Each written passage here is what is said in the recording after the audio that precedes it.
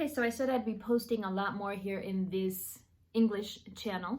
As you know, I have a Spanish channel where I talk about astrology as well, and I have thousands of subscribers there. And now I'm feeling very, very, very called to populate this English channel. So you'll be seeing a lot more of me, okay?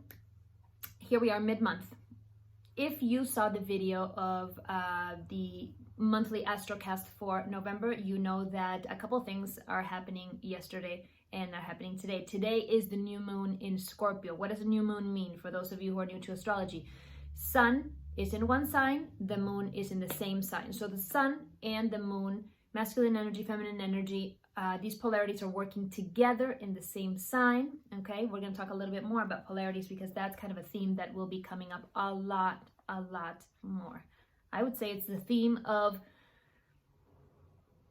the hologram, okay, of this whole reality we live of. And if you know what I'm talking about, then you're like, yeah, that's exactly what it is. Okay, so we have this new moon today, and this new moon in Scorpio is super, it's kind of really harmonious. In astrology, there are there's a word called aspects. Aspects refers to the mathematical relationships, the geometrical relationships between a planet in a sign and another planet in another sign. So do these planets in these signs get along, right? So the sign's going to determine that. If the signs get along, then these planets are going to work together and the energy is going to be flowing and they're going to support each other and, you know, maybe like augment their impact.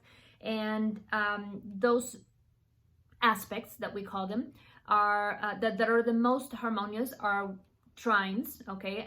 It's a relationship that looks like these signs are in a triangle form. These planets and these signs form triangles and they're at about 120 degrees difference, okay? That's a lot of math. Okay, let's go into what is a little more applicable for you. So these planets in these signs work together. What do we have right now with the moon in Scorpio and sun in Scorpio? These two are working together with Neptune in the sign of Pisces. Okay, why is this a thing? When planets get together and they're working harmoniously together, we feel things in a completely different way than when they're not.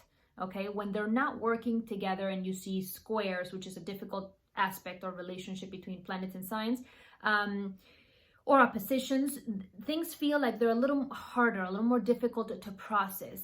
This moon is very blessed. It has a really good relationship with Neptune because Neptune is in the sign it rules right now, the sign of Pisces, and Pisces and Scorpio, okay, which is a new moon sign, are both water signs, which means they are trine to each other. Trine means they are really like buddies. Any sign that is, you know, that has another sign in the same element is going to be, we're getting along like buddies. We're going to help each other out. Because they're in the same element, they understand each other. They flow really well together and there's no tension, okay? So today's new moon, and new moons always signify new beginnings, starting something new, you know, a project you want to start planning, thinking about, etc., etc. Think about this. When you have a full moon, the moon is visible and you can see it and you're like, clarity. Okay, so that's what it symbolizes. Clarity, results, all of these things, you know.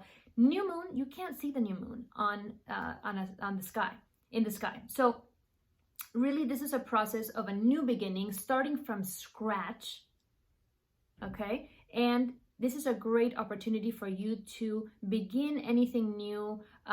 Think about the next level of something that you've been working on.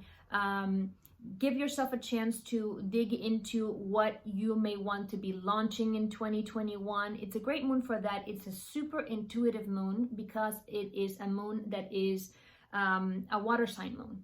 Okay, the water signs, they are super psychic. What do we mean by psychic? That they're intuitive, that they're telepathic, that they really are in tune with whatever the senses provide for them to be connected to things that are beyond physical, okay?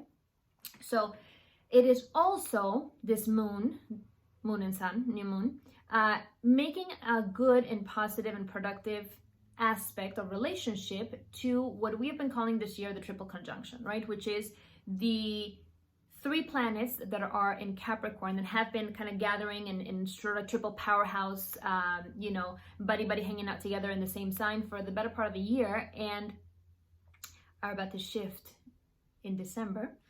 We'll talk about that in a minute. And so these are Pluto in Capricorn, Jupiter in Capricorn, and Saturn in Capricorn. The interesting thing about tonight's moon is that it makes an exact, by degree, 23 degrees is what the 23 degrees of Scorpio is what the moon is going to be making its exact moment of conjunction tonight. And it's making this exact productive relationship, productive aspect to Jupiter in Capricorn. So why is this something that I'm pointing out? Because of the 3 planets that have been in the triple conjunction, okay, that have been shifting everything for us this year, okay, the most productive, good luck, if you want to call it, we know we make our own luck, but actually it's about expansion and opportunity, is Jupiter. So Pluto, it brings about transformation. Saturn brings about limitation and restriction. Both of them want to teach you something. Both of them want you to grow. So does Jupiter. But Jupiter does it through a lot easier means, and it wants you to just expand and grow. Jupiter actually rules the Sagittarius, which is one of the most happy signs of the zodiac. If you're a Sagittarian, you know that Sagittarians are like, they really embody joy, this joy frequency, and it's about positivity, and it's about opportunity, and what do I do, and it's a really, really great energy that we're going to be stepping into in Sagittarius season at the end of November. Think about it. If you have this moon that is in this sign that is very intense, Scorpio is an intense sign, okay? It rules the subconscious. It has, right now in Scorpio season, it's been making us really just dig deep, even into like painful wounds and all these things. And it's been helping us transform those, what I call imposter content, like limiting beliefs, stagnant energy, emotions that haven't been processed, and all these things. And it has been helping us take that and out with the old, out with what I don't need. It's good to see it, bless and release. And now with the new moon, we're able to just, if anything left, we have the next 2 weeks to actually dig deep and, find this imposter content, find these beliefs, these, energies that are kind of dampening or darkening that shine that we have to light in the world, because that's what we are. But we just think, we're like, I have this limiting belief, and it doesn't let me see my worth, and it doesn't let me see how awesome I am, and it doesn't let me see what I'm here to do, and all this stuff. That's what we're like, okay?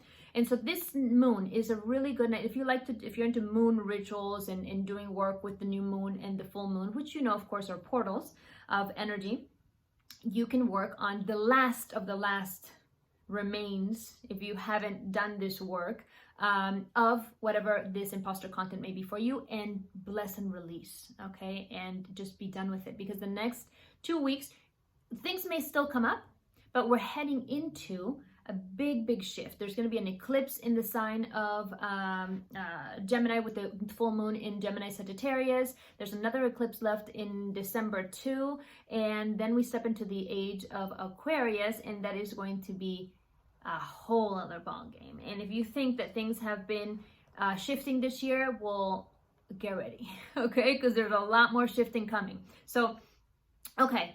The other thing that I wanted to talk about is Mars. The planet Mars has been retrograde for a while, and Mars has been and is still in the sign that it rules, which is the sign of Aries, okay? When a planet is in the sign that it rules, it is super empowered. Okay, its influence, I think, grows a little bit more, and we feel it a lot more. Okay, and so Mars is actually the action principle, the sort of testosterone, that yang, male principle, warrior that makes us want to do stuff in the world. Okay, and so that has been a little bit limited because it's been retrograde.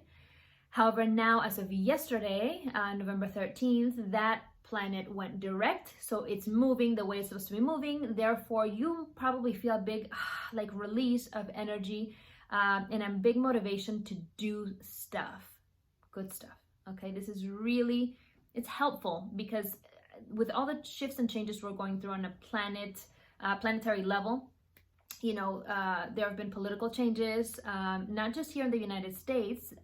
Scorpio is the sign that rules politics, okay? But I see it also in my birth country in Peru. The president was just ousted and there's a new person coming in. Everybody's against it. So there's, you know, riots on the street and all this stuff and protests. And there's a lot happening in the world besides the pandemic, besides quarantine, besides the economy completely shifting because of all of that, okay?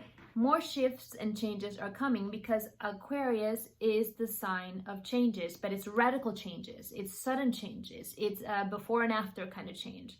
And so the official entry into the era of Aquarius, or the Age of Aquarius, is December 21st, because this is when Saturn is going to exit the sign that it rules, which is Capricorn. Lots of planets have been in the sign that they rule. Right now, Mars is in Aries. Okay, Mars rules Aries. Neptune is in Pisces. It rules Pisces. Saturn is in Capricorn. It rules Capricorn. Venus is in Libra. It rules Libra. There's a lot of what we call in astrology dignity. So all of these planets are like sending out all their energy, and it's just like, woo, you know, we're feeling it very, very intensely.